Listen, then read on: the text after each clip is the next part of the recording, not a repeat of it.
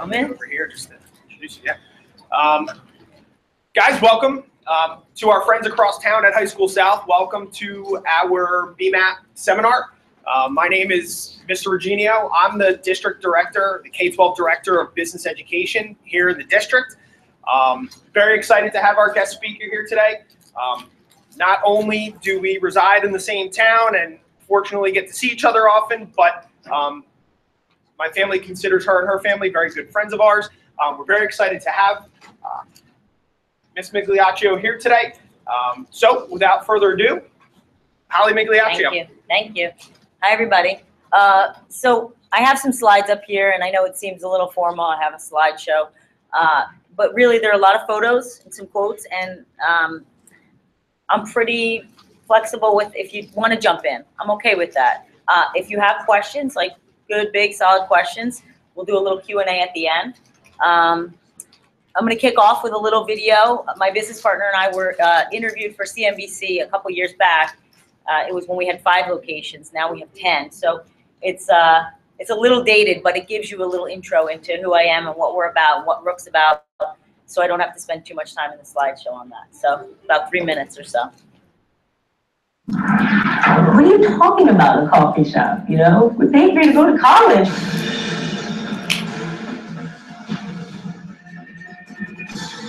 My name's Holly Migliaccio. And I'm Sean Kingsley, and we're the co-founders of Rook Coffee Roasters.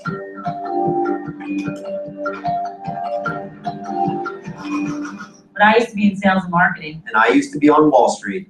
I worked in risk management trading for about 9 years at Morgan Stanley. I just hated what I did. I worked for Yahoo for a number of years, and I was like, I think I'm done right now. I was so jealous. I was like, I gotta quit too. And I moved to San Francisco. And I traveled. I was in coffee shops thinking to myself, wow, you know, this is something that I could do as a career. And then I had a layover in San Francisco. He opened up about this idea about running a coffee business. I said, you know what, let's go for it. We went to 100 different coffee shops, roasteries, big production facilities, just gathering information, building a business plan. To start the business, we had to fund it ourselves, but to start a 300 square foot little hut was doable. In the first 2 months, it was extremely slow. In bed crying at night. What am I doing? What am I doing? Another month, and I was like, we gotta hire somebody right away. Yeah. There was like 13 people inside this little place, and there was just me, and there was like a friend there that was like, do you need me to help out and like bring somebody up? And I was like, yes. Rook's unique. We do every cup to order. I'm Andrew Path, the store manager. Our customers hear that Holly and Sean went to Costa Rica and picked out this one phenomenal coffee. They're like, I'm in. It was an underground cult-like following, and still is. We would do a dance when you got a free coffee. Oh yeah, that's right. It was like something like that. We started with a little 3 kilo roaster, and now we're looking for a 70 kilo roaster. We have 5 stores. I will never be able to go back to a corporate job. Never. Never. So that's a little sort of cliff notes into what I'm going to give you today. So fortunately, we were interviewed by CNBC, and what a cool clip that was to be able to be on TV for a few minutes. I've been doing these talks around Monmouth County mostly. I was just telling Mr. Regenio I did one at Monmouth University last week, and I find this a lot of fun. I find it rewarding. And what I am doing here is I'm giving you guys one little gift, I like to think. I call it one something. So what I ask of you is really just your attention, and my goal is to give you something today that, you know, intangible, something that you can leave with and say, oh, you know what, that made sense to me. That's going to help me in life, in school, in business. So keep your minds open as I go through the history of what I've done as a business owner, and the future of what I plan on doing. And if I can drop a little one something to you guys, that's my goal today. And these little coffee beans, these are coffee cherries, and inside each cherry are 2 little beans. And I'd like to think it's just this one little tiny something that turns into this amazing cup of coffee that can change somebody's day or somebody's week or somebody's class or presentation, and something that makes people happy. That's what we like to think of. So from this slide on, I'm going to take you in to my past. So you saw in the video really quickly that I was in sales and marketing. My business partner, Sean, he was in finance. This is a picture of me at my desk. I worked for Yahoo for a number of years. And I'm at my desk and I'm pointing at a hat, and I wish we had a lot more photos back then. You know, we had just gotten little flip phones and didn't have a lot of, we didn't have Snapchat, we didn't have Facebook. So my photos are a little rough from 10 years ago, but I'm pointing at a hat that has dollar signs on it. And I was a sales manager at the time. And I thought that you get a job and your goal is just to make money, as much as you can make, and that's what you do, that's your job. And it took me about 8 years to realize that it's not about money, it's about waking up and it's about being happy in what you do every day. And that's when I quit my job. It was a random Thursday in the middle of summer. Everybody thought I was crazy, but I said, you know, I don't want to wake up when I'm 70 and say, hey, you know, I made a lot of money, but I did not do what I was happy doing. So this kind of hit me. My grandfather, who was 95 when he passed away, he made it to Rook the day we opened, and then I think he passed away like 2 or 3 days later. But man, 95. He used to say this quote to me all the time: "It's later than you think."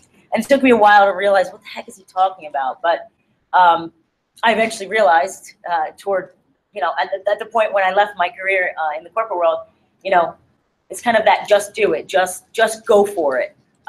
You know, life passes by very quickly, which you guys will see very soon, very quickly. And that takes us to the present. So that's sort of how it unfolded. If you have other questions about the past, in the Q&A, we'll talk about it. Right now, we have 10 locations. We are only in Monmouth County.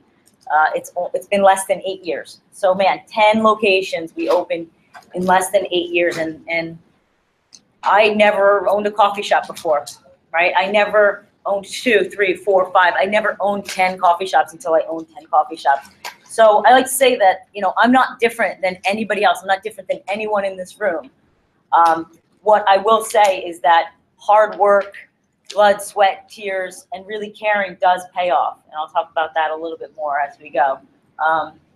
You're much more capable than you think. Everyone in this room is capable of doing anything. I don't care what anybody says. If you want to do it, you can do it. It just takes a lot of hard work and dedication and focus, truly. Again, I never thought that I could leave my job and go and support myself. I never thought I could own one business, let alone 10. And I was actually an elementary ed major. So I didn't have any marketing experience. I had no business classes. I never had this. What you have right now is incredible to me. I would take advantage of it. I truly would if I were you now. You guys are the first people seeing this photograph. I took it yesterday. No one in the public knows, but we're about to open Freehold in a couple months. We just signed a lease yesterday, so that's why I sent you the presentation on the later side last night, because I was like, oh, we're just, you know, I'm going to reveal something. We're going to open our 11th location, and that'll be in Freehold. What's interesting about this from a business perspective is we stopped 2 years ago was the last time we signed a lease, November 2 years ago, and it was for Homedale, which we opened about 1.5 years ago. And we said, all right, we just built 10 stores in 6 years, and that was really fast. And what you'll learn in business courses, I think, which I didn't learn in college, which I'm learning now, is if you grow that quickly, you are at risk. You are at risk for crumbling. You are at risk for a weak infrastructure. And we realized at about store 8, we had just signed the 2 more leases from Monmouth Medical Center in Homedale. We said, we better be careful here. You know, things could bust at the seams. So we implemented new training programs. We got new resources, new tools in the company. We hired more people, and we built the corporate side. So we went from about 6 of us to about 15 of us. So huge growth and investment that no one could see to get us to today. We'll release this photo later on today and let the world know, hey, we're going to come to Freehold. That'll be our 11th location. So this is what's in our future. I'm going to get into the brand. So here's more of the business stuff. So people always ask us, what is that verb? What does it mean? And this quote really sticks out to me. This is a Jeff Bezos quote. Your brand is what other people say about you when you're not in the room. And what that means is that, you know, you have a feeling about a brand. You have a feeling about Pepsi. You have a feeling about Nike. It's not something that you can grasp. It's something that you live and you breathe and you experience. And when we built Rook, We didn't have a budget for marketing. We didn't have a budget for a branding company. It was just my business partner, Sean, and myself, and we sort of divided and conquered. I drew the logo myself. I was like, what the heck is a rook? You know, what am I going to do here that I can make this thing stick and make people feel great about it? And literally, that was my thought process. Very raw, very green, like, how do I make people grasp onto a drawing that I'm about to do? And we had thought this business was going to be in Brooklyn. So that first logo in the upper left, Rook, was inside the word Brooklyn. And Sean and I had both worked in New York City. We had both worked in San Francisco. We thought we wanted to be in and around the city. She said, all right, let's start this in Brooklyn. And at the time, there was maybe 1 or 2 coffee roasters in all of Brooklyn and Manhattan, which is insane to think now because there's probably over 1,000 8 years later. So thank goodness we didn't go with Brooklyn, because I don't think that I'd be standing up here right now, because we didn't have the experience to attack such a big urban market. So we decided, let's do to Monmouth County. This is where we were born and raised, both of us in West Long Branch and Oceanport.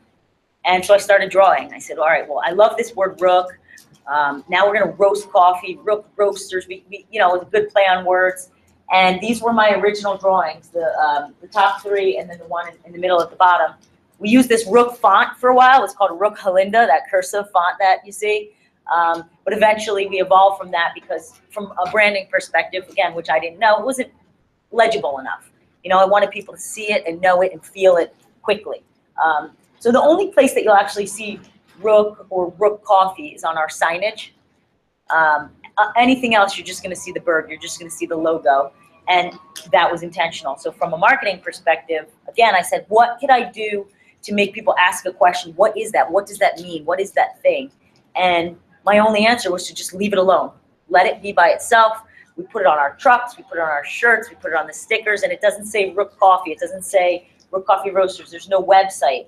So it has taken people who've not known the business, taken them a while to figure out, what is that? Is there anyone that saw the sticker before you knew what it was, or the shirt, or, right? So that was intentional, for you to be like a little confused, and why is my friend wearing that, or why is that on somebody's, you know, notebook?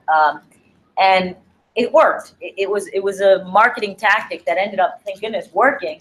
But if somebody sees the logo on a shirt or on a car, they say, what is that? And then the person who's representing the brand on their shirt, for example, hopefully is going to say, hey, that's my favorite coffee shop. I can't believe you've never been, and sort of be a natural ambassador for us. So that was all intentional around the brand. And that sort of led into the culture, right? So you have these natural ambassadors talking about the brand, saying, hey, you gotta try this. So these are actually, a lot of these are kind of old, but you have the helmet, you have Paris, you have the Orioles game, you have somebody at the Grammys, you have the, this was from the Super Bowl here. I used to do this in 2 different slides. Oh, we have the Halloween costumes over here. I used to do one that was the customers and one that was our staff. And after a while, I realized that they sort of became one and the same. You know, our staff and our customers, they blended into ambassadors for our company together. And when I think about my staff as a business owner, I think about them as my customers. You know, I want them to be happy every day, so that they in turn go and make the front end customer who's buying a cup of coffee happy. So as a business owner, you know, treating your staff really, really well and building a culture is vital to any business. It truly is. So we want our staff happy. I mean, this is us in the lower right here. We go bowling every year. We have pizza parties.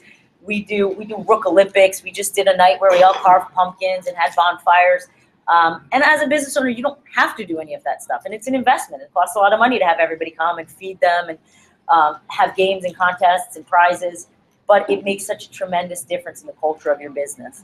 I put this slide up here to show you, not to show off and say, hey, look at all the media we've been on, but to show you how we got connected with these media outlets. So, you know, when I started the business, I didn't have a marketing background, I didn't have a PR background, and we didn't have a budget for advertising.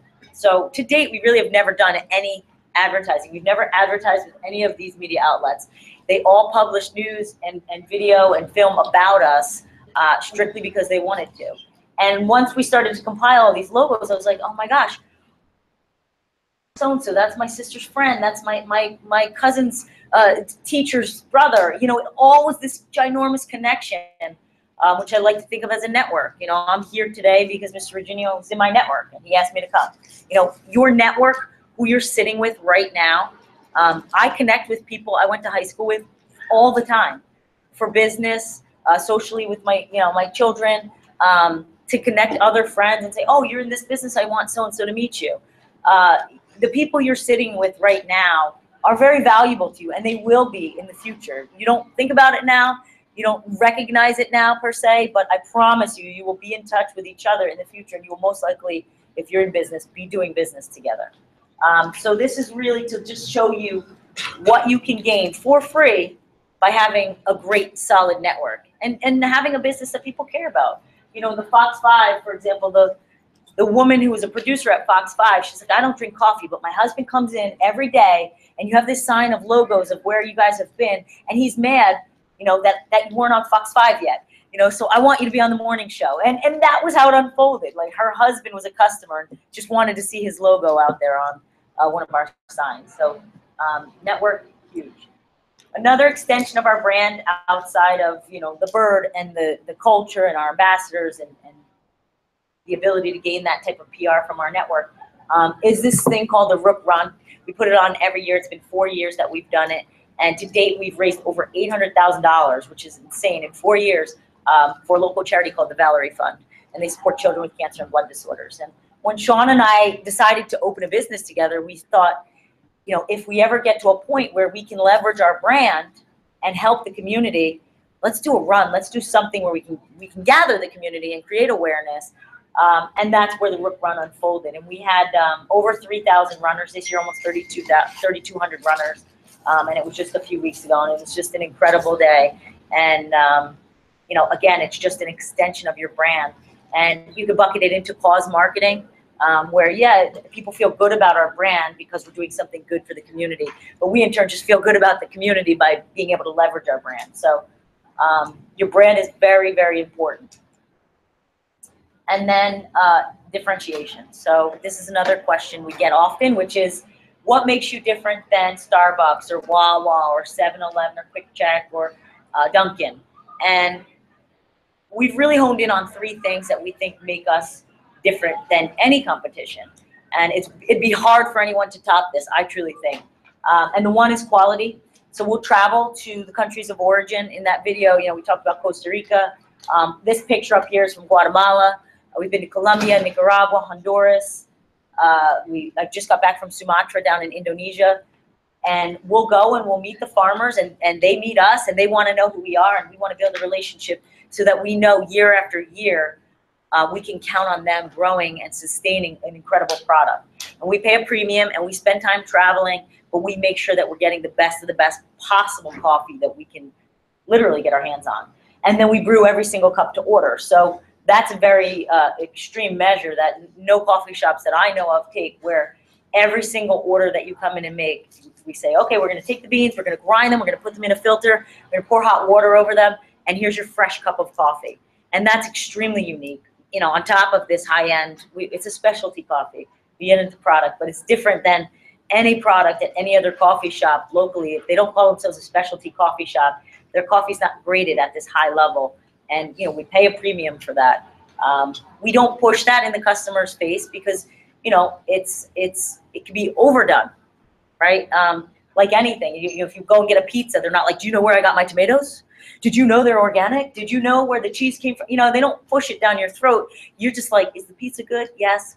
Awesome. So you have to know your market too in order to, you know, over or under explain what you're selling. So I'm telling you guys about our product and the high quality standards, but we don't force that down our customers' throats. We say, hey, here, try this. Is it good? Yeah. Okay, good. And then we keep it really simple. So our stores, there's no seating. There's no open mic night. There's no artwork on the wall. We close at 5 o'clock. We don't toast your bagels. It's a very, very, very simple process. You're in, you're out, you get a great cup. We smile, we're really nice. But we try to stay focused on what's at hand, which is we can serve you a great cup of coffee over the counter.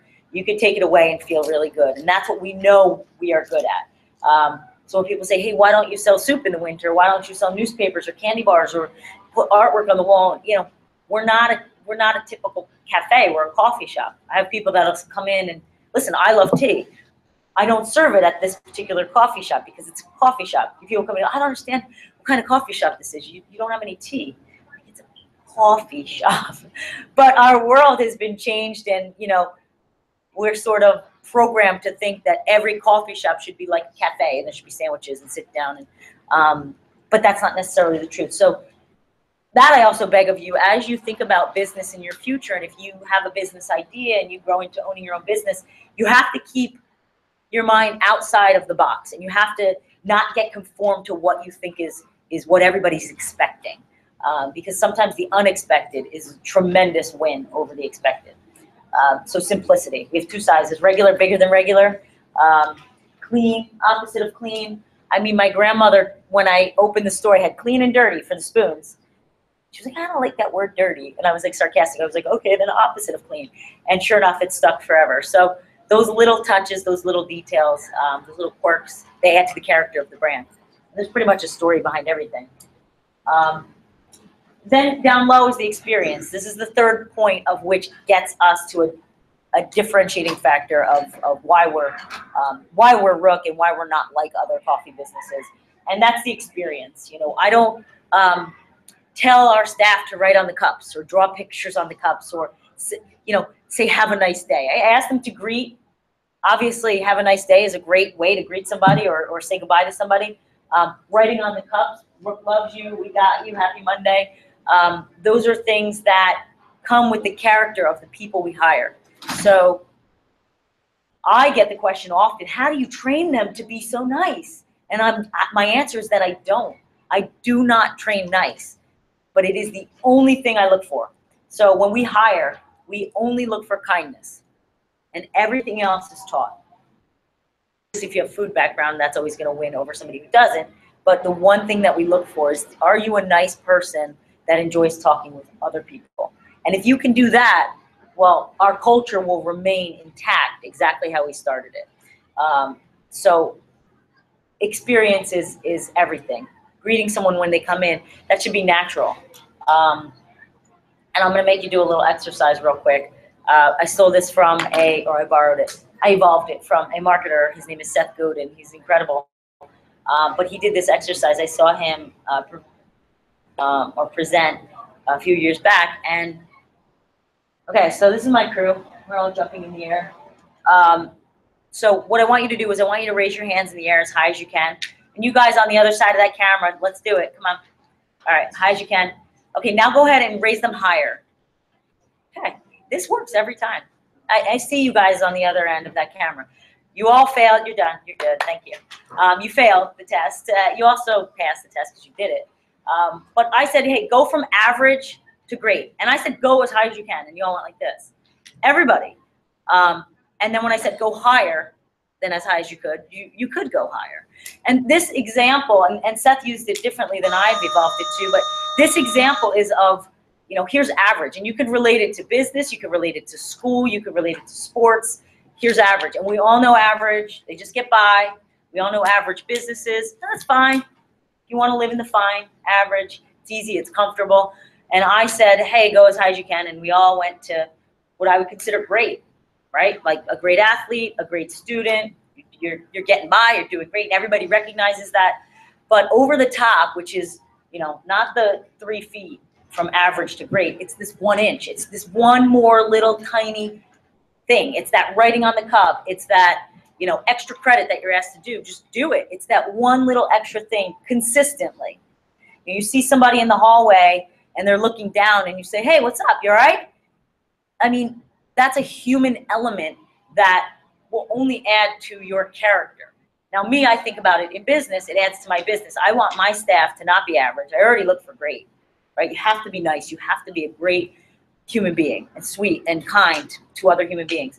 But I really want you to be in this little space. So I just ask for that extra hello, that extra goodbye, that extra right on the cup, that, hey, mention, hey, your hair looks great today. Extra thing that truly differentiates you as a person, in my world, as a business, consistently done across the board, it's going to keep my business up here when other people, most people don't realize. They're like, I'm the greatest I could be. You're really not. Always this space. And there's no such thing as perfect. So you're just kind of always striving for the space in my world. And that leads me really to this last slide, which is a bunch of words just thrown up on the screen and started out as, who are we looking for in our staff? And it unfolded with like our first 10 employees, and we're like, oh, well, they have this and they have that, and well, she's different and she's open and he's positive and proactive, and we started to throw all these things down, and it ultimately came down to this sort of list of things that now I recall back years later that I, as a business owner, when I started Rook, this is who I surrounded myself with. I got rid of all the naysayers, even family members. I was like, you know, if you're gonna say, hey, coffee shop's crazy and risky, we're not gonna have this conversation. I'm doing this. And getting rid of the naysayers and surrounding yourself with these types of people. Now, no one's perfect, right? So even when we hire staff, I say, hey, look at this. Just make sure there's a few things here that you can, you know, relate to. Are you up here? And they're, okay, yeah, I got that. I'm with you. And as an individual, my staff, they must have these qualities and these traits just to be in my presence, because there's no reason that you have to surround yourself with negative people that could bring you down in life, in business. So this one, you know, typically has most impact. I mean, lastly, I have be human, which some people could say, yeah, that's pretty arbitrary, but you guys know what to do. I mean, I'll use an example. I used to work at Yahoo, and I would get into the elevator every single day at whatever time it was, 8:05, and I was going up to the 6th floor, and same time every day, 8:05, all these people would get on. It was a huge elevator. It was a big building in Manhattan, and Gap Corporate was upstairs. And every day we'd all get on together. Same exact people. I did not work with them. They were on the 8th floor. I was on the 6th floor. And it was like this awkward, like, oh gosh, here we are again. You know, I see you every day. And it was like, what, you know, it finally hit me. I'm like, what's the human thing to do here? And the human thing to do was, hey, good morning. I see you every day. I'm Holly.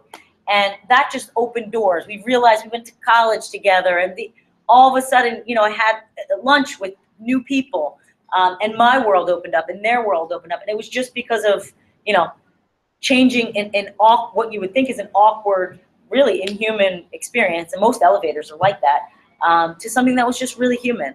And I'll use that example again, walking down the hallway, and you see somebody, just saying hello. Like, that's the human thing to do, or a teacher, or you know, if you really want to expand your horizons, talk to your parents' friends. You know, you're on the verge of adulthood, guys.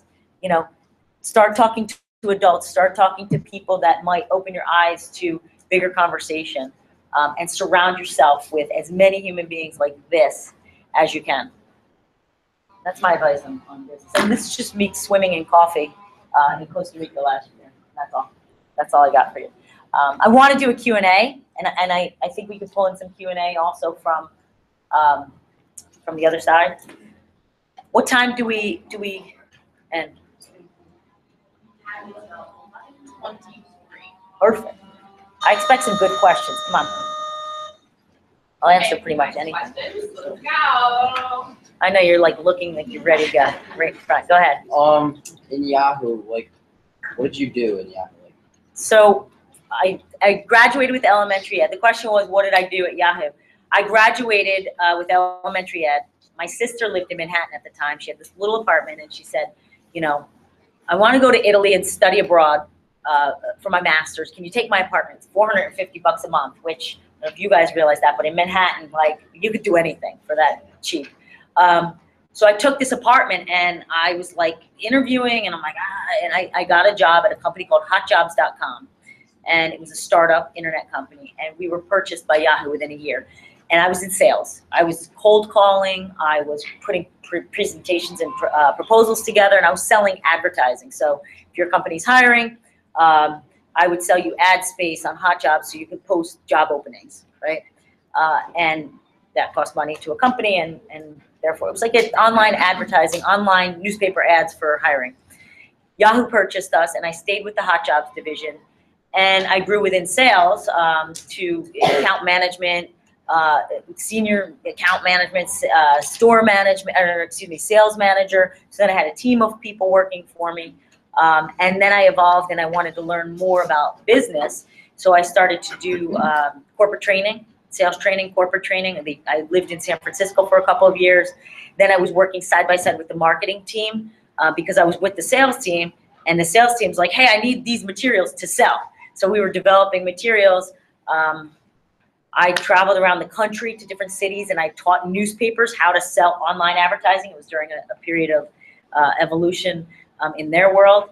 But ultimately, what I did after the beginning 3 years, that's when it hit me. I was like, shoot, I'm here, I'm at this great company. I don't know how I landed here, but I'm gonna take advantage of it. And I'm gonna do everything they'll let me do. I was at the office till 8 o'clock at night. I didn't have to be, I wasn't told to be. That's also how I'll lead this into another question, which is how do you know who's a good partner to have in business. I would work till 8 o'clock, and Sean worked down the street, in finance, and I'd call and be like, you wanna get dinner? He's like, yeah, I'm still at the office too. We both had the same work ethic, which was learn as much as you can at this age, take in as much as you can, work extra hours so that in your future you have a leg up. You're in this space all the time, and that's just who I was. So that I went on with that question, but hopefully I answered a couple things in one. We have maybe We'll go back and forth. Yeah, we have a lot streaming. Oh, bring it! I'll try and from slow South. them down. Maybe I can find them. You can. Let's see. We got a lot of questions. I can grab them. I see one. How your worker shifts? How long are the shifts? We do hire 18 and over because the shifts go beyond a 7-hour period. Right, so here I am. I'm a new business owner. I had to learn about labor laws. It's a big piece of our business. So if you're under 18, you can't work more than 7-hour shifts, and a lot of our shifts do go the full 10 hours. So that's why we hire. This is a really good question. Actually, I'm curious about it as well. Yeah. What is the biggest risk? I mean, it was quitting my job. My biggest risk was first quitting the job, then not getting a job, and it was a really bad time. I mean, people were getting laid off around me, not getting a job in the same industry, and then starting a business. Yeah, it was the biggest risk of my life. I basically took my entire savings and was like, okay, here we go, all in. I didn't have a family at the time, but I was about to. And I was 30, which I would say is kind of on the later side for that type of tremendous risk. I owned a home, I had a mortgage, I had car payments. So yeah, I mean, to kind of go all in and like, oh God, I hope there's a net if I fall, that was the biggest risk. And looking back, would I do that at almost 40? I probably would take a little more calculation to my risk. But what I would say is if you are going to take a risk, do it now, do it as soon as possible, do it in your early years before you're 30, because you have this window of time to try all sorts of different things. And just like my previous answer where I tried different things at Yahoo, you could try different things at any company, anything, and get skills. I used to help my dad paint signs, and all of a sudden I'm painting. I know how to paint, I know how to tile, I know how to do light electric work, just because I was around my dad and my grandpa growing up and just was ready to learn it. So there you go, just doing the business in general. Do you ever think of expanding out of the state? We do. We think of expanding outside. What we've done is we've gotten these questions, and maybe this will answer the questions like, will you franchise? Will you open outside? Why don't you go to New York City? Why don't you expand like that? And there's a lot of things that go into that. So to be able to do it in Monmouth County and kind of like jump from Red Bank to Homedale. Well, when we opened Homedale, it was a full day of business day one because we had enough of a sort of organic knowledge of our company right around Red Bank, and it led over to Homedale, right? So if you look at a map, we kind of just grew like this.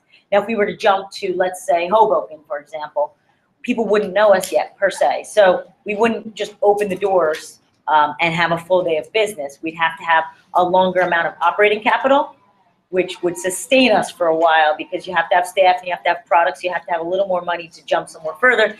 And distribution-wise, we'd have to get our product all the way there. It's easy to get our product from Long Branch, New Jersey to other places within Monmouth County. So that would require more risk-taking. It could work because if you open up a couple things in North Jersey, for example, then we could just, start the organic growth again. it would have to be very calculated. So to do it in Monmouth County and just New Jersey and kind of slowly grow out is less risky. In the video, we talked about how like you were struggling to get people into your business at the start. Yeah. What do you think you did to sort of make I tapped my network. So Facebook was on the newer side. And email was a thing back then. So I took, if for some reason my whole life, I kept in touch with everybody I ever met. Like hey, how are you? I see people. I kept all the email addresses I ever had since email began and whatever it was. My first email was probably in like 98 or something like that. And I took all those emails and I did a Survey Monkey. And I sent an email out and I asked questions about the coffee industry. What do you like with your coffee? What do you drink now? I asked a ton of questions to my entire network and it intrigued them. What are you doing? You know? So I kind of like got them intrigued. I never overuse my network. I don't use my network for anything selfishly. It's always something like, hey, if I ask you for something, I want to give back if I can. So, I mean, that's how it started. And then I just kind of, I tapped Facebook. You know, Instagram really wasn't out that early. And I just tapped that social media network. My first customers, I look back, were people I went to high school with. The first day I had 7 customers. You know, my mom and my grandpa, and then 4 other people, my mom, my grandpa, my aunt, and then 4 other people who were from high school that were just intrigued. What are you doing? I answered that survey, and then they just kept going. This is one of the questions up here is actually, to me, it's a really good one by Thomas over at High School South. How do you keep a growing business under control? Yeah, that was exactly why we stopped 2 years ago, and we were like, what do we need to do to make this strong? Because if I could open 100 stores. I know how to. I have the formula. I can make it happen. But how do you support 100 stores? So we hired a heavier marketing team. Now we have quality control. We bought a building. We bought a larger roaster. In the video, we talked about buying a larger roaster. We bought that larger roaster. So, for example, the roaster is a good sample. We can roast for 10 stores, or we can roast for 40 stores on the same machine, right? And it wouldn't require many more people, just longer hours for the 2 people that do it now. We have 1 full-time and 1 part-time roaster. We just take the other guy to full-time, and we can support from 10, now 40. Like, that's kind of crazy. So the scaling, you have to look at every part of a business and say, well, how do I scale that? And how do I scale that? Like software, you could scale. Of course, it costs money, but our point of sale system, can this company who's our point of sale support 100 stores or just 10? And looking at every little part and piece that you use and making sure it's scalable. Bagels, for example, we realized we can't scale bagels. We want them to come from a great bagel shop, and most great bagel shops can't supply and deliver at a ginormous scale. So we stopped at 4 stores and we said, all right, well, these customers are used to bagels, and let's just keep it at 4. We're never going to be able to go, countrywide with this New Jersey bagel shop. So that's something we have to stop. So, you kind of cut your losses on the things you can't scale, and you work on scaling the things that you can and in an efficient pace. I hope that answered it properly. Yeah. And investment. You have to hire the right people to help you scale it. How did you know when was the right moment to expand? How did you handle that expansion? So, yeah. So he asked, how did we know when the right time to expand was and how we handled it? So it was Mother's Day 2010, and Sean was in the shop by himself, and he had a line out the door, and I think he talked about it in that video, and couldn't handle it. I mean, we would take every other Sunday off, so one of us we thought that was our slow day, which no, it wasn't. But one of us would get a day off every other week. That was it. We worked every day back then. And so then the 2 of us we're working. I remember it perfectly. We had 2 hot water machines, and they both ran out of water. No hot water. And we're pouring hot coffee. And we're like, oh my God, this little place, 300 square feet, cannot handle. There's a line out the door, and there's no more hot water. And literally, the people all looked up at us. And now they're like regulars, and they liked us. And they were like, they started kind of like clapping, like, you did it, like your first struggle here. And we were like, ah. So that's when we knew, wow, we have something here. We have a line out the door, and we don't have the right capacity to manage that. So let's first get expand our growth in this little store and get the capacity. But now we have something enough to go 2 miles down the road, and let's see what happens there. Does this store keep growing? Does that one grow with it? Does it cannibalize it? And that we tested it from Oakhurst to Long Branch, and that little tiny Oakhurst store to this day still grows month over month, year over year, still from 8 years ago, which is insane. So that was our first test, and we did that pretty much with every store. Once it got to a little bit of its peak, we're like, all right, Red Bank started to get real busy. We're like, okay, like Homedale's ready, and boom, and then it relieved the stress on people from Middletown and Homedale driving that way. Now they could go this way, and more people could get into Red Bank that way. Joey from High School South down here, third one from the top, has a good question. Which components come into play when deciding if you want to open a shop somewhere? That's great. So we have recognized, now we have 3 locations on Highway 35, for example, right? You wouldn't necessarily consider that a local coffee shop. We're still local business owners. We're still in Monmouth County. That's still local to us. But we recognize that people that are on the go in high traffic areas, that's where we do the best business. They get our concept. It's not a sit down. It's, hey, I want to grab a cup. I want to go. So signage is big. Visibility. Can they see it? You want an affluent enough area that, at least in the early stages of growth, that people can afford a cup of coffee every single day or every couple days a week. And you want accessibility. So in Homedale, for example, we are the second business in, and it's a huge plaza. But if we were, 15 stores in, it probably wouldn't have made as much sense as it did being close to the entrance and exit. So people could get in and out fast. When you think about a cup of coffee, you're like, I need my cup of coffee, right? So yeah, it can't be a big to-do. It has to be as quick and efficient as possible, which, is one of our challenges right now, is getting faster and faster. But ingress, egress, signage, and, sort of the demographics of the area. Questions, guys?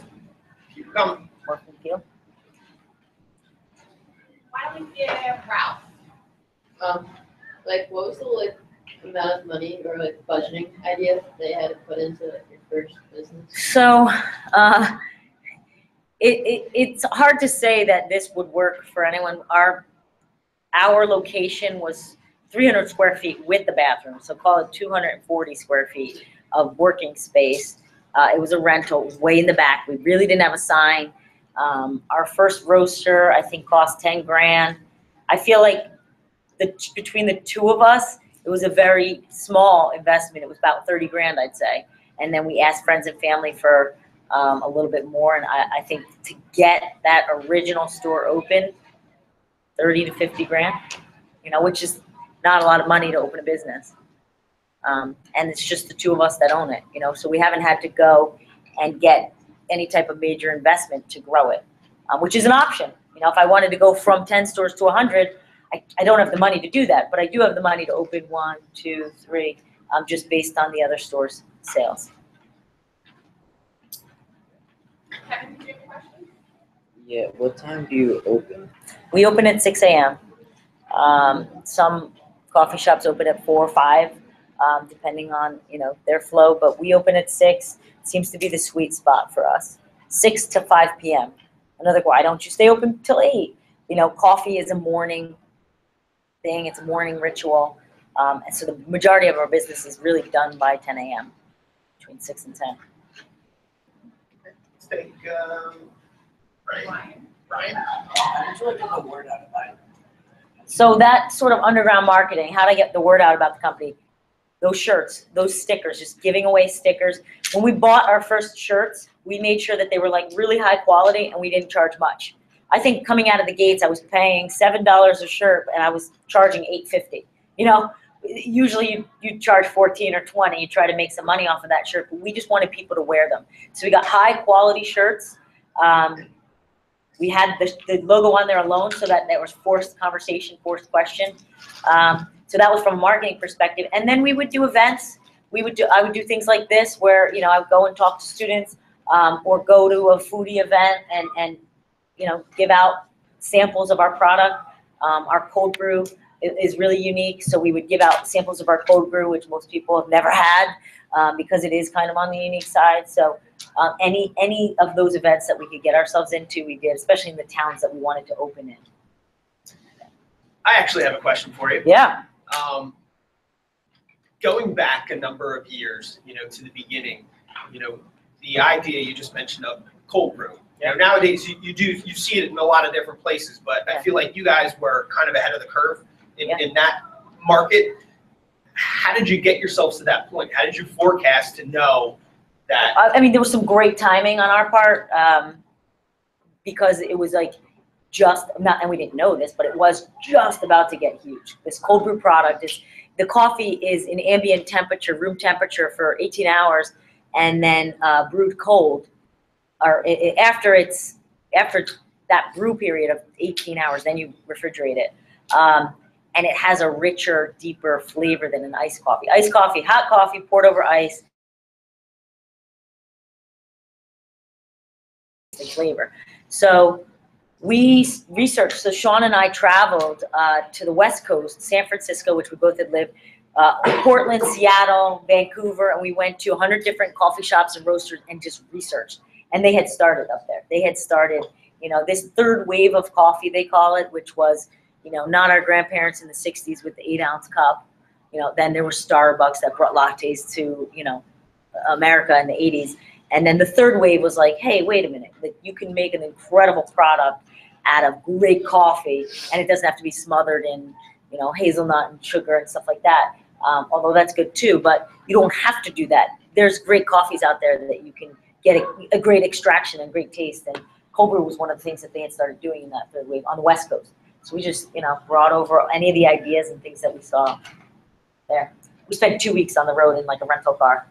That kind of leads, I think, into Luke here. I think that's the second time Luke's asking that question, so I definitely want to get that question answered for him. Yeah. I personally like the New Orleans. What is in it? How did you create it? So the New Orleans style, there's a lot more history to it. I think if you Google like where did chicory start to get added to coffee, and I think it was when I think it was during the Civil War. I have to get my facts straight, but coffee prices skyrocketed, and down south, specifically in New Orleans, chicory was cheap. Chicory is like a root vegetable, and you dry it out. It looks like lettuce, and it gets dried out. And then once it's dry, it's got like a brown tone to it, and you can grind it. It ends up looking like coffee, and we brew with chicory. It's really bitter by itself. It's even bitter with the coffee, but once you put milk with the dark roasted coffee, the chicory, and you add we use organic milks, it's, it tastes like a deep chocolate melted ice cream sundae. You drink it, like it's incredible. But the chicory with the dark roast makes it have like a deep chocolate taste. I'm like, my mouth is watering even just talking about it. So we learned about that they were doing it down in New Orleans, and there were a couple West Coast roasters, and we didn't want, it's not like we reinvented the wheel or invented it, but we did come up with our own recipe that we think is pretty darn good. Yeah. All right, let's get one last question here before we bid Ms. Migliaccio farewell. If you could change one thing, what would it be? If I could change one thing, what would it be? There's not too many things I would change at this point. We've definitely made mistakes. I think to kind of spin that into, hey, what'd you do wrong? A couple of the things that we did wrong. It's really hard to hire people, or hire family. That piece, as you grow, and some of you, I'm sure, have parents who own businesses, and maybe they want you to take the business over, and maybe you work together, and those situations I find are very, very challenging. Doable, but challenging. I think, some regrets were having hired people that maybe weren't as qualified for the job, and they were a friend or family.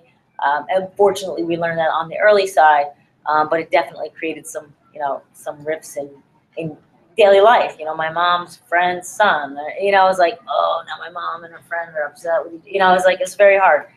I'm not saying that doesn't work at all. It's just, it's a major challenge and a regret that I have from early on. Yeah. Well, Thanks, guys.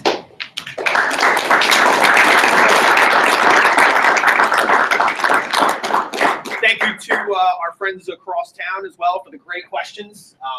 We have quite a few up there, which is awesome. So you guys know, this is actually one of the first times we're really trying a pathway seminar in this format.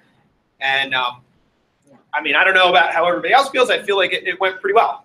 You know, it definitely went pretty well. And I'm definitely happy hearing the message, then moving forward. So thank you. Yes, thank you for And listening. I Thank appreciate you. it. All right. Take Thanks, care. guys. Thank you.